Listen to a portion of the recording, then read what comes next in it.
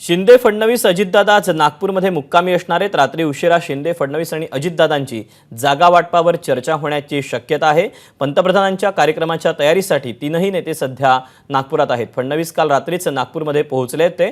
त्यानंतर मुख्यमंत्री एकनाथ शिंदे आज संध्याकाळी नागपुरात पोहोचतील। अजित पवार देखील संध्याकाळच्या सुमारास नागपूरमध्ये येऊ शकतात।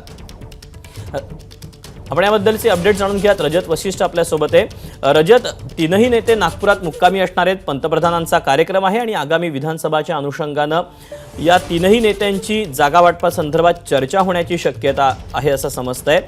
काय नेमके एकंदरीतच या तिन्ही नेत्यांचे नागपुरातले कार्यक्रम असणार आहेत आणि ही बैठक कधी होऊ शकते?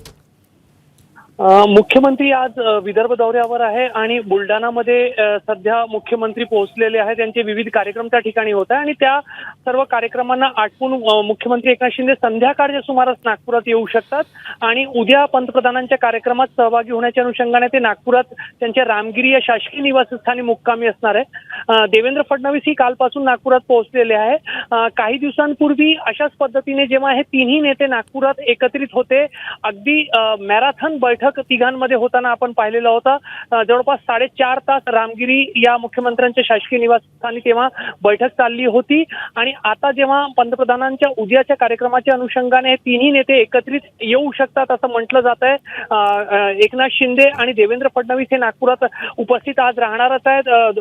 त्यांचे कार्यक्रम समोर आलेले आहे। अजितदादा सुद्धा संध्याकाळी नागपुरात येऊ शकतात असं सांगितलं जात आहे आणि त्यामुळे अशी शक्यता वर्तवली जात आहे की आज रात्री उशिरा पुन्हा महायुतीच्या तिन्ही वरिष्ठ नेत्यांची एकत्रित बैठक होऊ शकते का, अशी शक्यता व्यक्त केली जात आहे।